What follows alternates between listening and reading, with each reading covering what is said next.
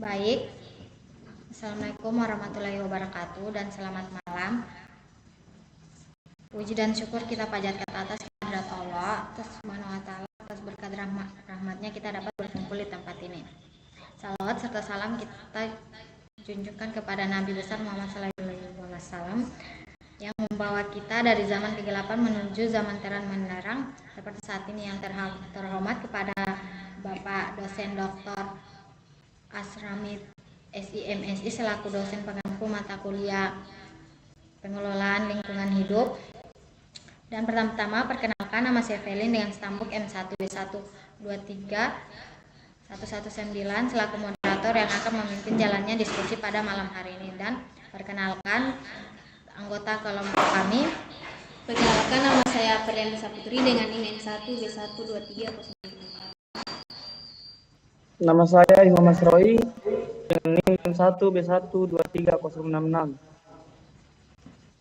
Nama saya Yanto dengan NIM M1B1230039. Nama saya Marcelo Fajar dengan NIM M1B1230022.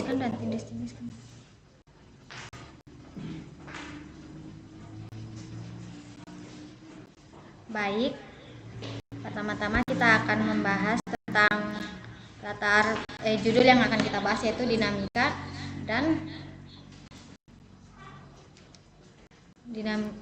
paradigma dan etika lingkungan hidup. Baik, pendahuluannya latar belakangnya saya akan membahas lingkungan hidup merupakan penopang utama kehidupan, namun saat ini mengalami kerusakan akibat aktivitas manusia seperti eksploitasi sumber daya dan pencemaran. Kondisi ini menunjukkan perlunya perubahan cara daya dan pencemaran. Kondisi ini menunjukkan perlunya perubahan cara pandang manusia terhadap alam melalui penerapan etika lingkungan. Etika lingkungan menekankan nilai moral seperti rasa hormat terhadap alam, tanggung jawab, dan penggunaan sumber daya secara bijak. Berbagai paradigma seperti antroporisme, biosentrisme, dan ekosentrisme menunjukkan bagaimana hubungan manusia dengan lingkungan seharusnya dibangun.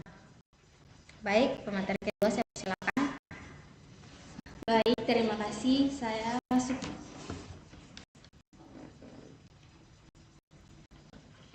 Rumusan masalah yang pertama, apa definisi etika lingkungan dan nilai-nilai agama, budaya, moral apa yang melandasinya? Yang kedua, bagaimana paradigma etika lingkungan diartikan oleh Holmes, Rolston, dan apa perbedaan dasar antara model etika dangkal, menengah, dan mendalam? Yang ketiga, mengapa etika keutamaan dan sikap anti-ekofasisme ditekankan sebagai unsur moral lingkungan dan bagaimana hal ini diterapkan dalam tindakan nyata? Yang keempat, apa jenis-jenis etika lingkungan? Yang kelima, bagaimana 9 prinsip etika lingkungan menjadi panduan bagi sikap partisipatif dan bertanggung jawab manusia? Yang keenam, bagaimana pendekatan ekologis, humanis, dan teologis? Yang ketujuh, bagaimana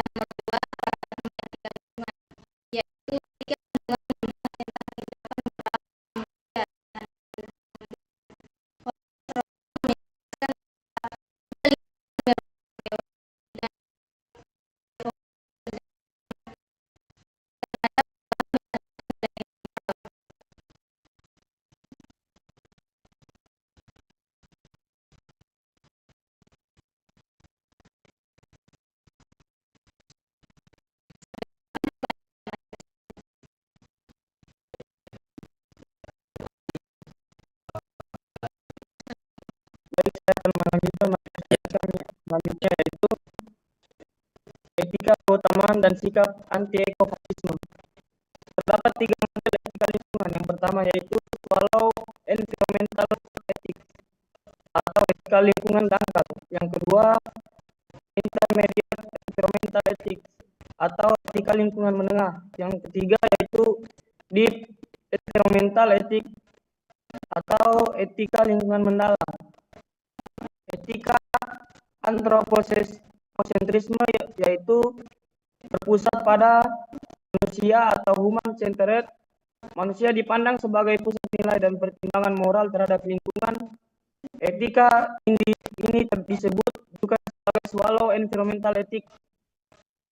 Yang berikutnya yaitu etika antroposentrisme, yang dimana etika ini berpusat pada manusia atau human centered, dipandang sebagai pusat nilai dan pertimbangan moral terhadap lingkungan. Etika ini disebut juga sebagai swallow environmental ethics. Yang ketiga yaitu etika biosentrisme. Etika biosentrisme ini menekankan pentingnya semua makhluk hidup. Manusia adalah bagian dari komunitas kehidupan dan memiliki kelestarian makhluk lain. Poin berikutnya yaitu unsur etika atau moral lingkungan. Etika keutamaan dan kewajiban. Etika lingkungan hidup perlu menekankan keutamaan perilaku manusia, bukan hanya kewajiban, tetapi etika keutamaan menekankan pentingnya perilaku unggul yang didasari hati nurani bersih dan tanggung jawab terhadap lingkungan. Yang berikutnya yaitu etika normatif dan etika terapan. Dalam etika lingkungan harus diterapkan dalam lingkungan tindakan nyata melalui kolaborasi multidisipliner dan nilai-nilai moral yang sudah diterima masyarakat, termasuk kearifan lokal. Hal ini disebut sebagai moral lingkungan hidup. Yang berikutnya yaitu etika tidak berlebihan atau anti ekofasisme. Etika lingkungan tidak boleh ekstrem hingga mengorbankan manusia demi alam. Perlindungan alam harus dilakukan dengan bijak tanpa menimbulkan penderitaan manusia. Yang berikutnya sikap dasar etika lingkungan. Ciri etika lingkungan hidup adalah sikap partisipatif dalam bertanggung jawab. Manusia belajar memelihara, hormati, serta menggunakan sumber daya alam dengan bijak untuk generasi kini dan mendatang. Poin yang berikutnya yaitu ada pada jenis-jenis etika lingkungan. Jenis yang pertama yaitu etika neo-utilitarisme, di mana dalam jenis etika ini menekankan kebaikan untuk semua sehingga kebaikan etika lingkungan ditunjuk untuk seluruh makhluk. Yang kedua, etika sosentrisme. Etika ini menekankan perjuangan hak-hak bintang atau pembebasan binatang dengan tokoh Charles Bridge. Yang ketiga yaitu etika biosentrisme. Kehidupan dijadikan sebagai tujuan bukanlah rasa senang atau menderita, tetapi kemampuan atau kepentingan untuk hidup. Yang keempat yaitu etika ekosentrisme, menekankan keterkaitan seluruh organisme dan anorganisme dalam ekosistem. Sekian dari saya serahkan pada materi selanjutnya.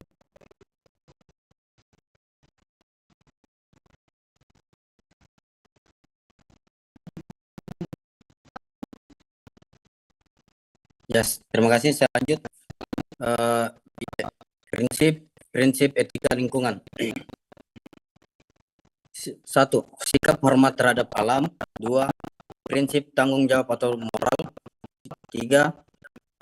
Solidaritas kosmis. 4. Prinsip kepedulian dan kasih sayang terhadap alam. Prinsip tidak merugikan. 6.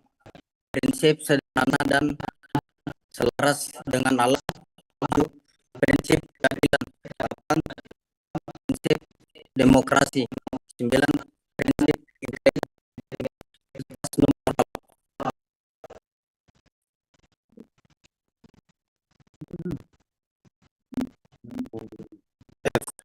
dasar etika dalam mewujudkan kesejahteraan masyarakat.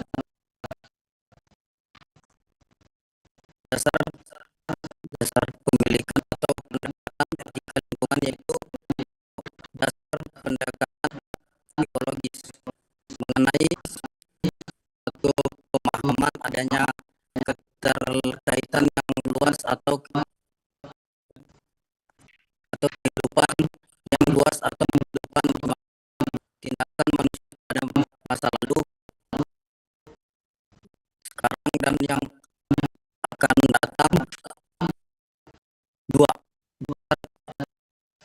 pendekatan humanis.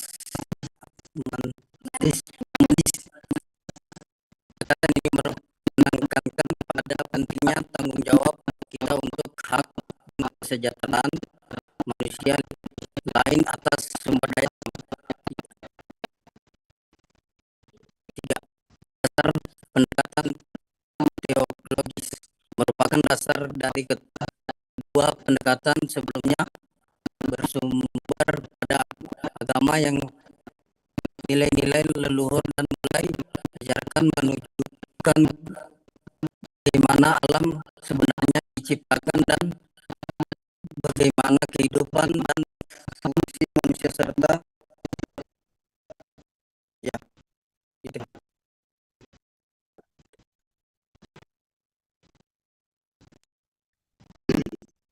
Baik, sini saya akan melanjutkan materi yang dibaca sebelumnya. Kearifan lokal dalam menjaga lingkungan. Kearifan lokal berkaitan dengan etika dan sopan santun kehidupan. Sedangkan lokal mencerminkan lingkungan sekitar. Menurut Syahrir, kearifan merupakan seperangkat pengetahuan yang dikembangkan oleh suatu kelompok masyarakat atau komunitas setempat. Kearifan lingkungan merupakan aktivitas dan proses berpikir, bertindak dan bersikap secara arif dan bijaksana dalam mengamati, memanfaatkan, dan mengelola alam. Bentuk kearifan lokal dalam masyarakat dapat berupa nilai, norma, etika, kepercayaan, adat istiadat, hukum adat, dan aturan-aturan khusus. Unsur-unsur lingkungan hidup dapat dibedakan menjadi 3, yaitu biotik, abiotik, dan sosial budaya. Lingkungan hidup dan SDA di Indonesia dan dunia telah mengalami degradasi. Kerusakan lingkungan disebabkan ulah manusia yang tidak bertanggung jawab terhadap kelestarian lingkungan. Mereka dengan sengaja mengeksploitasi lingkungan dengan semena-mena. Kelestarian dan kualitas lingkungan menyebabkan terjadinya degradasi lingkungan. Baik, saya